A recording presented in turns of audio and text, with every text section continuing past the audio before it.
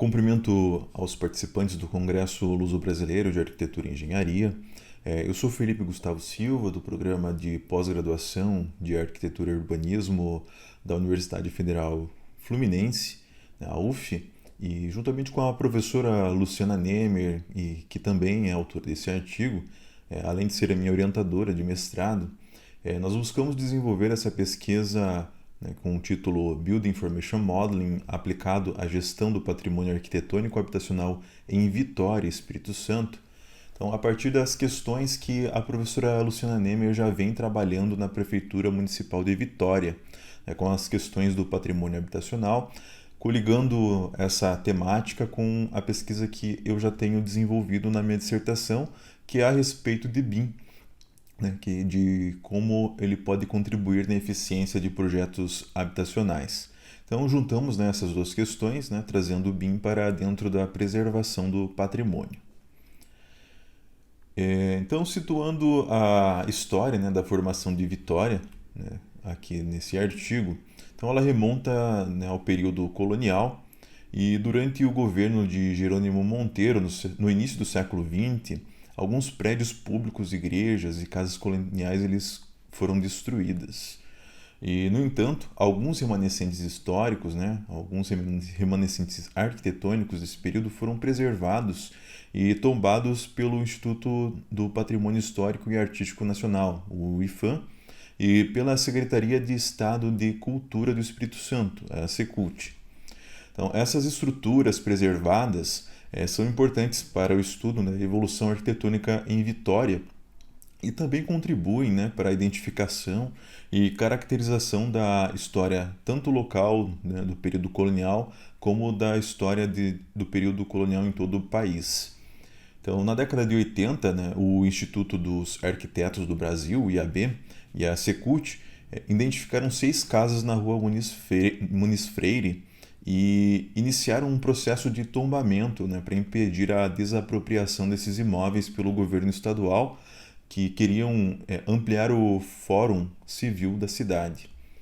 Apesar dessa iniciativa, 4 das casas foram demolidas e restaram apenas 2 protegidas. E essas 2 casas são as nossas referências para esse artigo.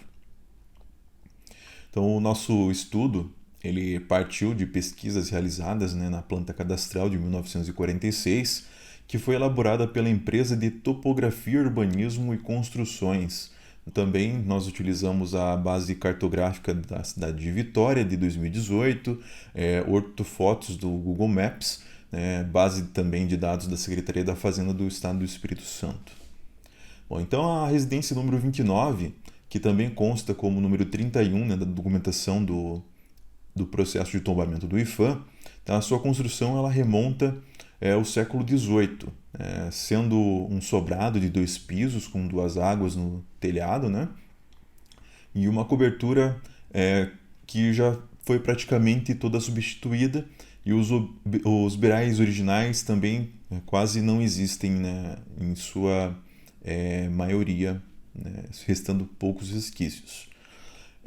Esse edifício, né, essa construção, ela foi utilizada como um restaurante, né, no seu térreo, né, mas atualmente está desativado. A segunda residência, né, do número 55, ela possui um pavimento térreo e também data do século XVIII, né, e permaneceu como habitação desde a sua construção, mas havendo algumas alterações ao longo dos anos. Então, durante as visitas, né, às residências estudadas, foram identificados importantes detalhes, né, sobre a conservação de alvenaria, das janelas, né, cobertura, além das alterações que foram realizadas. Ambas as edificações elas apresentam patologias e o problema causado pelo tempo, tanto nas fachadas quanto na estrutura e detalhes adornados é bem notório, né?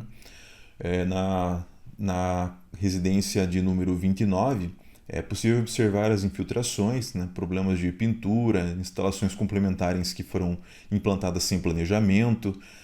Na residência de número 55 também há infiltrações em toda a fachada, problemas estruturais na parede e inserção de acabamentos sem critérios, né, profissionais bem estabelecidos. Então essas residências elas são consideradas, né, testemunho da construção em alvenaria de pedra e taipa na cidade. E na época da inventarização, ambas estavam em boas condições de preservação, né, mas já se passaram 40 anos desde então, né, e o tempo tem mostrado, né, as suas marcas nesse patrimônio arquitetônico. Entrando na esfera computacional, né, com o avanço da modelagem da informação da construção, né, BIM, Building Information Modeling, que Zucker define como um conjunto de políticas, tecnologias e processos, sendo uma nova metodologia que apresenta o projeto por meio de objetos semânticos. Além disso, Murphy ele estendeu esse conceito, né, sendo uma extensão dessa metodologia voltada para a documentação e gestão de edificação histórica, né, conhecida como modelagem da informação da construção histórica, HBIM. BIM ele se torna uma ferramenta essencial no gerenciamento de obras existentes, né, incluindo o patrimônio arquitetônico cultural. No Brasil, projetos como a Igreja de Vila Bela de Santíssima Trindade e a Igreja Bom Jesus do Matozinhos utilizaram-se da metodologia BIM, né, com HBIM, utilizando tecnologias de escaneamento, a laser, vetorização de fotografias, aerofotogrametria. E essas abordagens demonstram, né, o melhoramento na documentação virtual e facilitam o processo de restauração e reformas de edificações históricas, né, como foi o caso, né, do Museu Nacional, que ocorreu o incêndio em 2018 e foi utilizada da metodologia BIM para sua recondução. Então, a partir das premissas de HBIM, né, desenvolvemos o modelo BIM das residências, analisando as informações coletadas que oportunizaram nas análises comparativas dos imóveis e deram suporte, né, juntamente com as visitas de campo realizadas, né, onde verificamos as dimensões das fachadas. Então, a documentação das duas casas, junto com os órgãos públicos, é extremamente escassa, né? Então, o que ressalta, né, a importância de uma documentação, especialmente por meio de HBIM, né, que oferece informações centralizadas e modelos para uma condução adequada do patrimônio. Então, construímos os modelos através do software Revit e os modelos virtuais, né, da construção, ele transcende, né, o simples planificação 2D. E ela permite, né, a inclusão de composição de materiais utilizados, indicações de patologias, elaboração de relatórios dentro do mesmo arquivo, né, do mesmo modelo.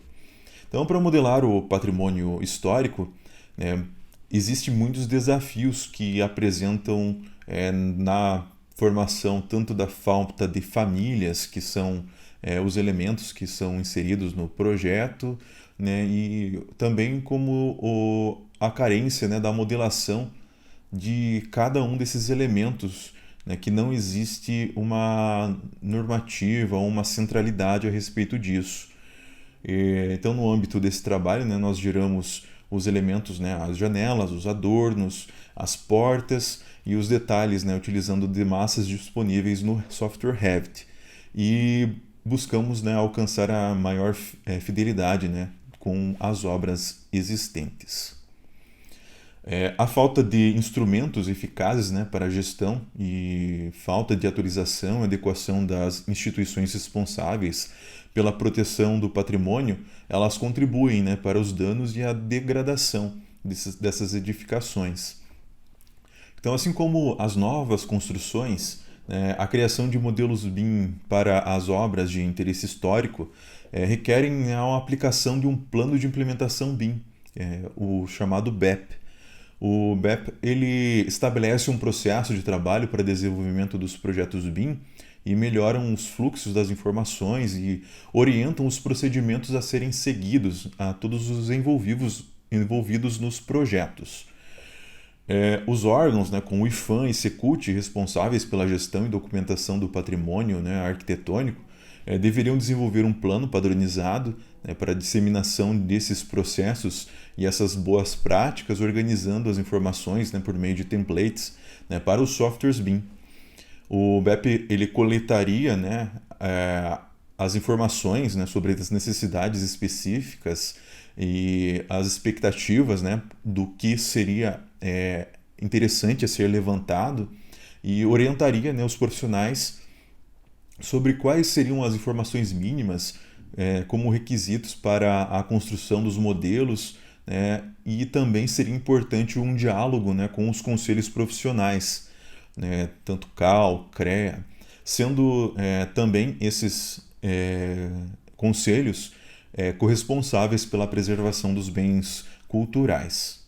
Bom, então concluindo nossa apresentação, né, embora a utilização da metodologia BIM, né, para a preservação do patrimônio ainda seja relativamente recente no Brasil, é notada a importância de HBIM, principalmente com a possibilidade de desenvolvimento, né, de um arquivo patrimonial digital bem acessível tanto a historiadores, arquitetos e pesquisadores, né, interessados no patrimônio, né, principalmente nessa nossa conexão, né, com o Brasil e Portugal, né, que também geraria boas práticas na gestão do patrimônio. E os casarões coloniais da cidade de Vitória, né, sendo estes bens arquitetônicos históricos, eles carecem da preservação e da valorização, né, tanto da história capixaba, né, do Espírito Santo, como também da história brasileira. Então é preciso reconhecer, né, que a HBIM pode contribuir para essa condução. Então agradecemos aos participantes do congresso, né? Muito obrigado por assistir a nossa apresentação.